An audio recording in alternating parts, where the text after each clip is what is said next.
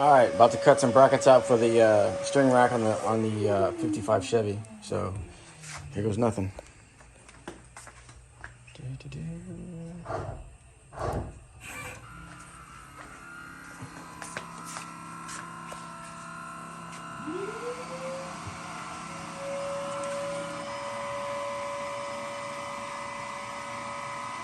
It's half-inch plate, by the way.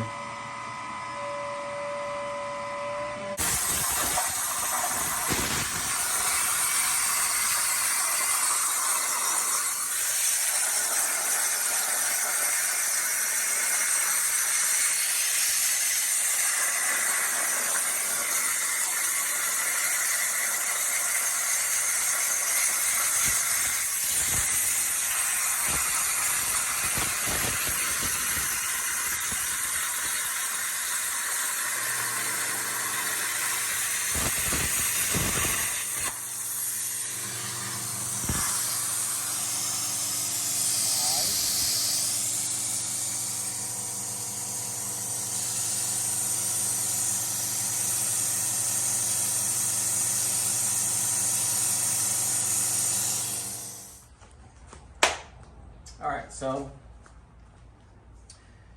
I successfully mounted, or I shouldn't say mounted, hold on, let me back up. So I removed the control arm, or not the control arm, but the spindle steering arms they were up here in the front, and this rack was basically connected to them, but because the angles were not correct, we had to basically disconnect from here, put the arms that are facing forward, facing rear, and then what I did, you might want to come on this side, basically,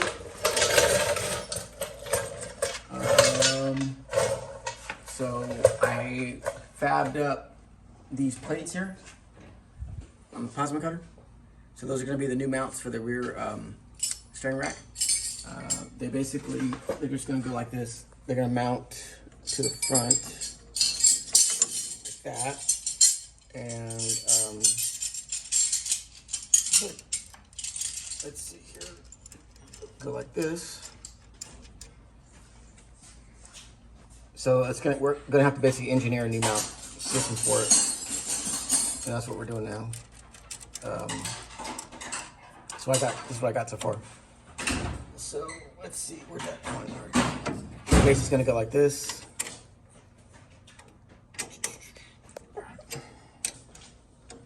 It's kind of tight. There you go, like that. And it's adjustable up and down like that.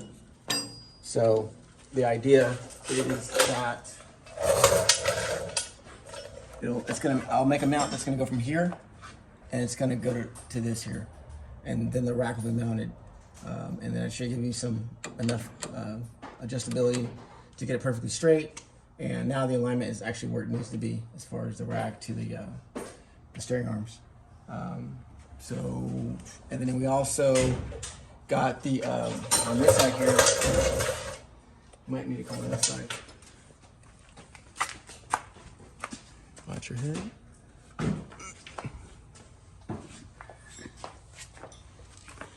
We got the steering shaft. So this is the angle here.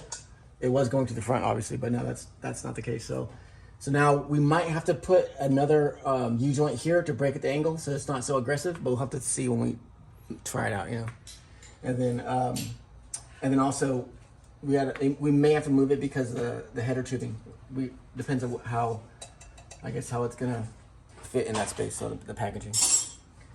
But yeah, so it's gonna look like this. So mount there to that. I still have to do that, and then that part will be complete.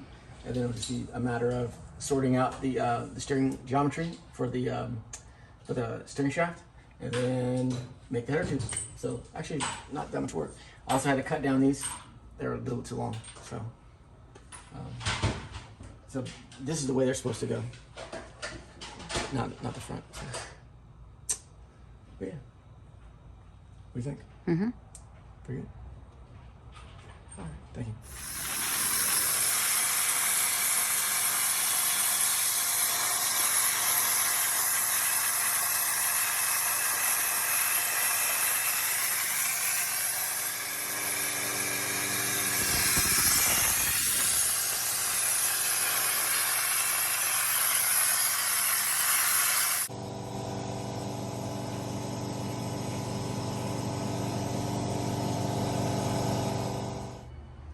All right, working on the 55 today. Trying to get this steering rack finalized. Looks like I got everything pretty much situated and placed where it's gonna basically live. There's some adjustment with it, up and down, not really side to side. Well, I guess there probably is if I take the clamshells apart that's holding the rack. So basically everything's 1/2 inch. Got everything drilled this morning, cut out. So now got it prepped for welding. And then, so what I need to do now is just basically tack them in place and then paint them and put them back together. I had to put a spacer on this bolt here because the heights are different on the control arms, the mounts. I had to get some lower bolts, obviously. And this is actually not a nut. That's just the threads I drilled out because it's a cheap spacer, basically. Everything clears, and let's see here. The steering shaft goes there. The pan, there's clearance there.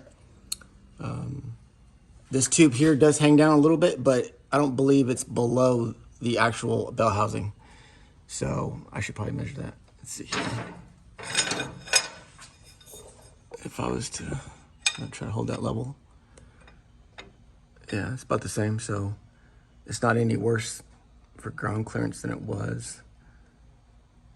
So if anything, it's a little bit shorter. So, and also you could always redo these, put 90s on them or something, like a tighter 90. Let's see, I think that's it. So now it's just a matter of welding everything up. The rack can rotate front and back, so you can dial that in that way, and it can raise and lower about I don't know, maybe 1/4 inch, 3/8 of an inch. The lines should clear the pan here for the power steering. It's a tight fit, but I think everything is in place, and I think it'll work. So now it's just a matter of tacking it and then taking it to the welder in the shop, and then weld it up, clean it up, and then paint it, bolt it back together for the final time.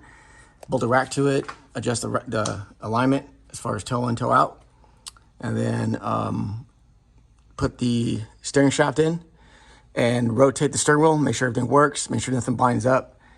And if everything works well, then it'll be on to the headers. So that's what we got going on today.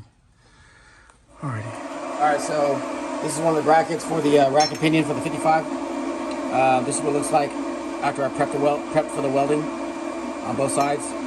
So I'm gonna go ahead and I'm gonna fill it both sides, and then let it cool, paint it, and I might clearance this side with the end mill just so the bolt doesn't interfere with this wall. We'll see how close it is, and then yeah, go from there.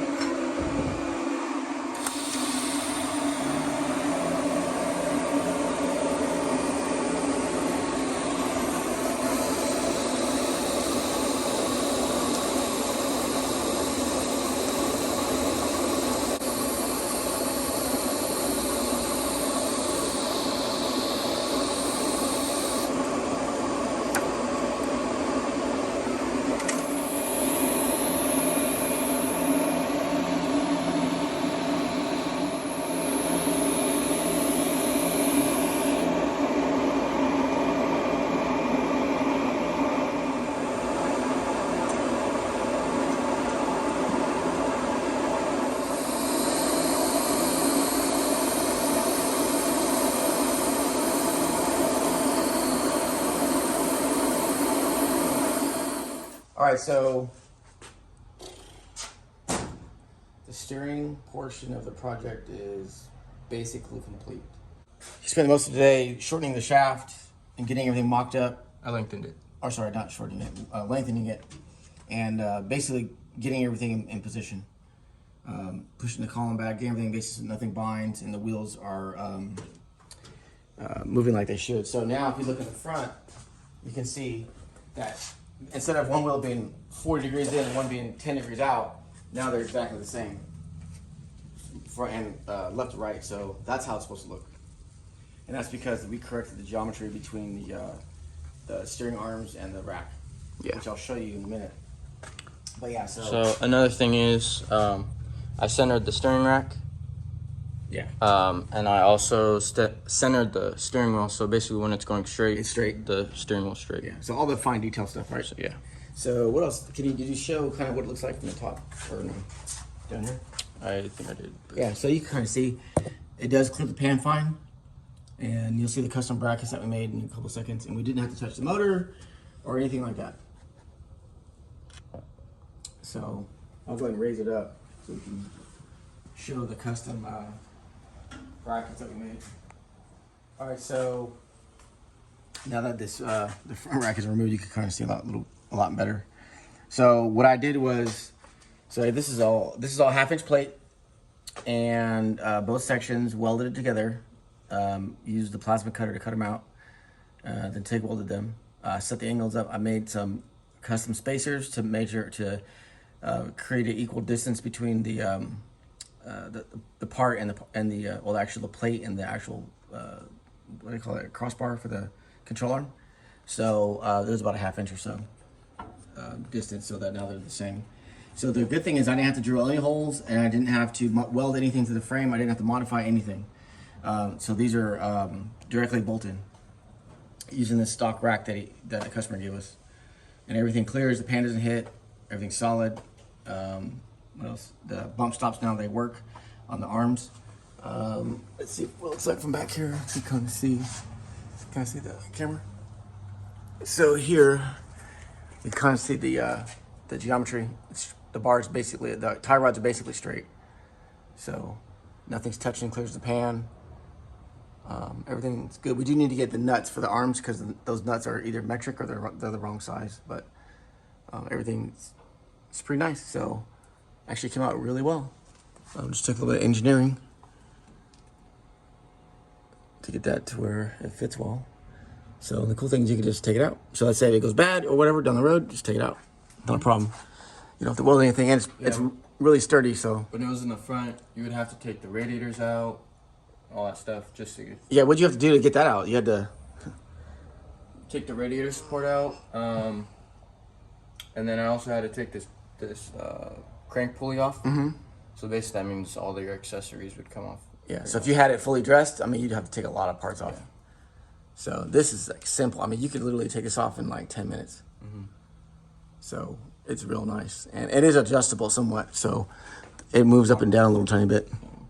But other than that, it does rotate as well. So, but you can kind of see the geometry is basically perfect. I mean, it's almost perfectly in line. So, and the best thing I said, didn't have to modify anything on the car itself. Yeah. So it came out really nice. So yeah, now it's header time. Now that we have that figured out, so I need to talk to the customer, figure out what primary tubes he wants, and we'll order from stainless steel headers. We'll use 16 gauge, and then I believe we want stainless, I think. But yeah, so that part's figured out, and that was a major hurdle before we could even deal with the headers at all. Mm-hmm. So we had to answer that question first. Sorry. So actually, that was less complicated than I thought. Yeah, not too bad. Right? Yeah, it's nice. And the best thing is I didn't have to buy anything. I had some plate laying around that I had. Yeah, that's cool actually. And that was basically 90% used. Yeah. It took a little bit to get it like configured so it could use that little sections that weren't used, but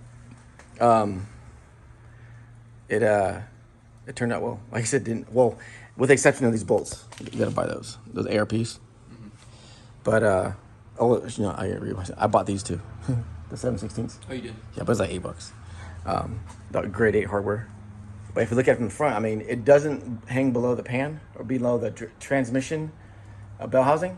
This one might a little tiny bit, but you can always get a new hose and we could tighten it up a little bit so it doesn't get close. So, but this car kind of sits high, so yeah. But yeah. Any thoughts you had on it? Besides? No. I mean, it all works pretty good. You excited to the headers? Yeah. Yeah. Like super excited? No, I'm just kidding. Well, I'm excited for it not to be 150,000 degrees. Yeah, I like doing headers, so. I know. So, yeah, it's nice when it's on a cool car too. Yeah. So the hardest part for the headers on this is going to be basically avoiding that steering column. But I think it can be done pretty easy. I think it should be. It ain't gonna be like 8-1. I wouldn't say it's gonna be easy, but I don't think it's gonna be that much of a challenge. So. Yeah. Yeah, it's not easy. It's easy for us because we do it, but it's not inherently easy. So yeah. If we do 2 1/8, it should be fun. 2 1/8. I think 2 1/4 would be a bit much for this car, but I could be wrong. I would go 2 1/8. Yeah, I agree. What's up with that? I guess they had to do a lot of modification to get that front rack in. They had to notch this, grind all this up, weld this to there, and then notch this plate here for the support for the bumper, both sides. So I think just did not want to fit. And who knows what he paid for it. Yeah. To get that done, he didn't even use it. I'd be irritated. Sorry to bring it up, but yeah. All right, so we will post the video, show the customer, and make sure he approves. And we'll order some parts for headers. And then we'll do the headers, exhaust, and all that good stuff. So did he say what exhaust he wanted? I think he said, he not Super Tech, but Spin Tech, I think, mufflers. That's what he wanted. Never heard of those. I just didn't know what they look like, so I think they're like square little boxes. I'm not sure, but I guess there must be a certain sound that he's after. So did you want an X pipe, or did you say I do not know. Yeah, I don't know if he wants a merged like an X pipe, like a traditional. He wants H pipe, or if he wants a merged center section like the Chevy or nothing like that. I don't know. It just I don't know. Whatever he wants, though, is what we'll do. So it'll sound good no matter what. Yeah. So we'll put the plastic back on this thing, and then go from there. Nice. All right. Well, that ends this video on this car. Next, we'll talk about the Mopar. That one's almost done. Yeah. Yeah. So, all right.